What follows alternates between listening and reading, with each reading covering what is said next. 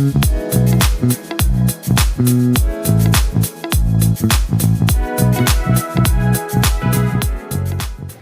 semuanya, perkenalkan gue Calia, Gue Devi. dan gue Tiara. Selamat datang di Cerita di Balik Layar, tempat kita membahas soal film, series, dan hal-hal relate lainnya dengan kehidupan sehari-hari. Nah, dan hari ini kita akan bahas tema yang sakit tapi gak berdarah. Temanya adalah miskomunikasi di tempat kerja, khususnya lewat kacamata drama yang berjudul Resident Playbook. Nah, buat kalian nih yang belum nonton, Resident Playbook tuh film apa sih? Resident Playbook tuh film drama Korea yang mengangkat kehidupan para dokter muda alias residen di rumah sakit yang namanya Yulje. Gak cuma soal operasi, gak cuma soal pasien aja nih, tapi soal hubungan mereka satu sama lain. Dan satu hal yang sering terjadi itu adalah miskomunikasi. Coba bayangin, lo kerja di tempat yang hektik, tidur cuma 3-4 jam sehari, tekanan tinggi, dan setiap keputusan bisa ngaruh ke nyawa orang.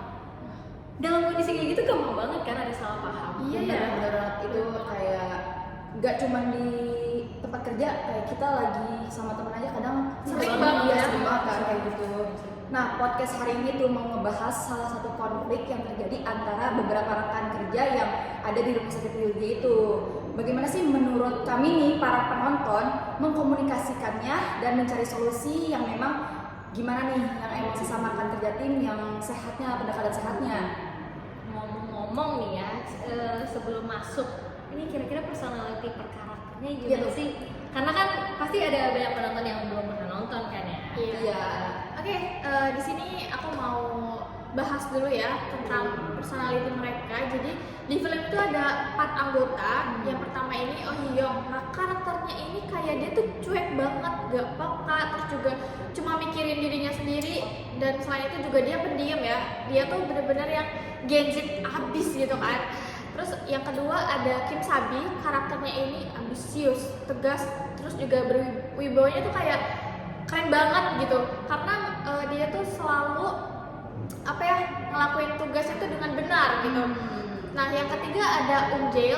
Jadi karakternya itu humoris, ceria, dan juga tenang gitu kan. Jae ini by the way cowok.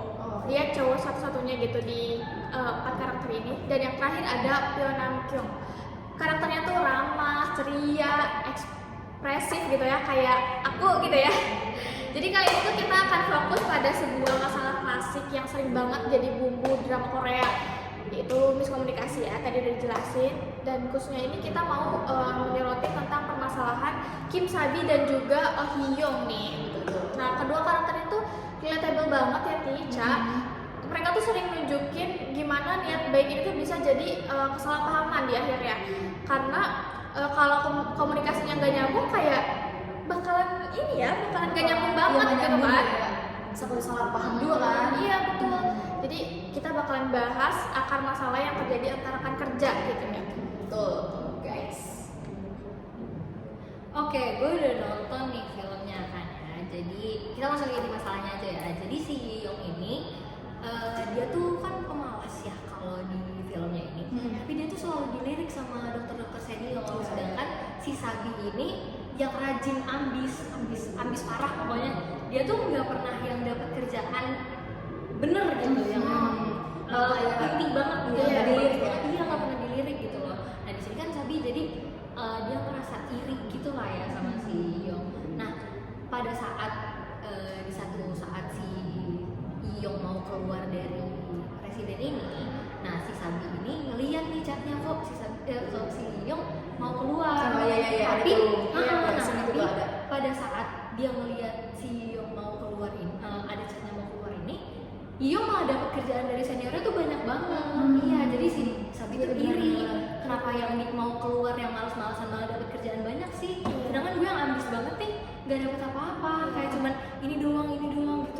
Terus ada juga part dimana nih akhirnya nih si Kim Sabi tuh ngelakuin sabotase nggak sih?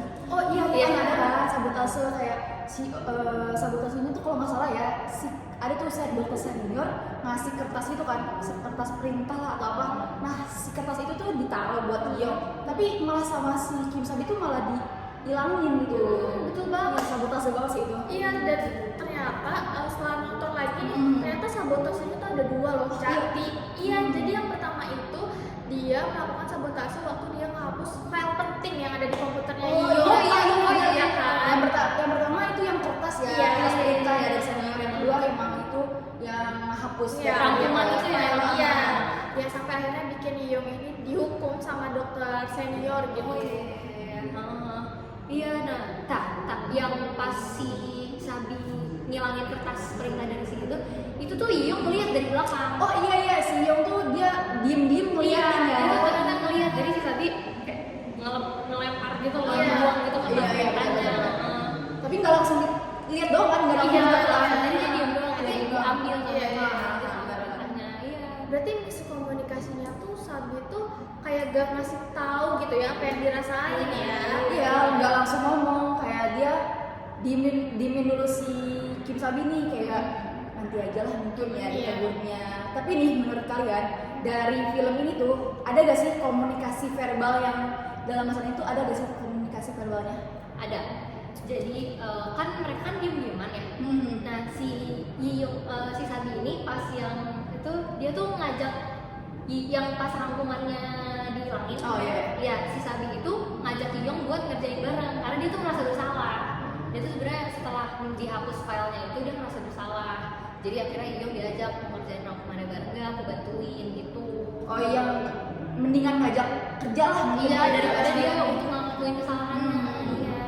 Jadi posisinya tuh Yong tuh tahu loh, tahu dong Iya, berarti ya iya, yang tahu. dilakuin sama si Sabi ini, tapi karena Yong ini punya empati yang tinggi gitu kan, jadi Yong tuh lebih memilih memendam apa ya, dan membiarkan tuh si Sabi ini kayak merenung gitu ya, kayak aduh gue salah nih, jadi apa ya bakal gue lakuin gitu. Nah si Yong ini nunggu gitu ya. Keren sih menurut gue nih, si Yong nih menyelesaikan masalahnya tuh kayak dia lah ngajak si Kim Sabi tuh buat kerja sama bareng, nggak yang langsung negur atau apa. Itu kan kalau misalkan negur di depan umum kan itu bikin malu ya. Iya. Jadi kayak si Yong tuh mendingan gua ngajak dia kerja sama bareng. Lagi pula dia juga emang pengen gitu kerja kan, ngerjain bareng biar gak ada iri-irian lagi. Iya, menarik banget sih ini. Banyak banget ya pelajaran yang diambil Pelajaran dari banyak banyak banget. series ini. Banyak banget pelajaran yang bisa kita ambil dari series Resident Playbook ini. Oke, aku mau tanya dong, Cakti. Apa tuh? Kalau misalkan kalian ada di posisi Yong nih, kalian tuh bakal ngelakuin apa sih? Kalau misalkan dari gua ya, ini kan di film ya, kalau misalkan emang itu terjadinya ke gua tuh kesel. Pertama kesel, siapa sih yang gak kesel? Tugas dikerjain sampai begadang-begadang dan tiba-tiba dihapus kan. Gua bakalan kesel dan emang bakalan negur. Tapi kalau misalkan kayak gitu kan nggak baik ya. Iya. Udah emang dari perbuatan si Yong ini tuh dijadiin pelajaran, kayak lu nggak boleh yang langsung negur temen lu kayak gitu. Mendingan emang diselesainya tuh mendingan obrolin, jangan emang langsung, kan kalau misalnya kayak gitu jadi ribut gak sih? Iya, betul banget ya. Ya, gue juga pribadi kalau emang tempatnya lagi rame, gue nggak akan langsung negur orang itu di depan orang banyak. Jadi bakal kayak Benar. ngajak ngobrol empat mata aja, kayak maksud lo apa, kayak gini, diselesain aja karena kan pasti butuh penjelasan ya sih. Iya. Iyalah. Jadi solusinya itu lebih baik mempraktikkan komunikasi eksplisit dan jelas ya. Jadi mengungkapkan kebutuhan emosionalnya itu secara langsung biar apa ya, daripada diem-dieman gitu Ya, kan. diem-dieman terus kayak malah Jadinya dendam. Dendam sih, Iya, ya. jadinya iri malah sendiri. malah mikir yang aneh-aneh. Iya. Kayak Sabi aja tadi Iya. dia malah sabotase. Iya, sabotase. Iya. Daripada diem-dieman itu akhirnya si masanya juga mungkin jadi tambah besar gitu ya. Jadi lebih baik mengatakan apa yang dirasain gitu kan. Dan juga ini pendekatan sehatnya bagus sih, jadi mereka bisa membuat komitmen untuk berbicara langsung dalam setiap interaksi penting gitu ya. Betul, buat kalian nih misalkan punya masalah sama temen, keluarga, atau rekan kerja, pokoknya dimanapun itu, kalian nih mendingan ngobrolin langsung, nggak yang emang, misalkan tadi kan contohnya kalau misalkan si Kim Sabi ngelakuin hal itu, misalkan tiba-tiba si Yong nih benar-benar negur di depan itu bikin malu kan. Nah mendingan kalian ajaklah teman kalian buat ngobrol Secara buat- private. Iya benar, kayak private gitu, kayak ditanyain masalahnya apa nih. Kalau misalkan emang masih bisa diselesain, mendingan diselesain. mendingan langsung paham gitu ya, biar gak miskomunikasi gitu. Jangan dilabrak, jangan pokoknya jangan dibikin malu di depan banyak orang. jangan gegabah. Iya, jangan gegabah. Benar-benar. Oke, mungkin itu aja kali ya dari kita hari ini. Kalau kalian suka nonton, kalau kalian suka sama dramanya, kalau kalian suka sama review dari kita, jangan lupa nonton dramanya Resident Playbook, ada di Netflix. Iya, Betul. betul. Jangan lupa ya nonton dramanya. Tapi menurut gue sih pasti tertarik mereka, Iya. karena dari salah satu episodenya aja ya ada apa Masalahnya tuh beda-beda. Iya, masalahnya Iya. beda-beda. Setiap episode tuh masalah beda-beda banget. Kayak ini tuh bukan masalah antara rekan kerja aja, ternyata ada juga masalah dari dokter seniornya, terus juga mungkin dari kakaknya gitu kan, dari keluarga gitu. Antara atasan dan bawahan, Betul antara banget. sama rekan kerja, Iya, betul. benar-benar. Ke bawahan juga ada. Iya, pokoknya kalian harus nonton drama Korea Resident Playbook ini. Betul banget. Betul. Oke teman-teman, sekiranya itu aja dari kita. Dadah.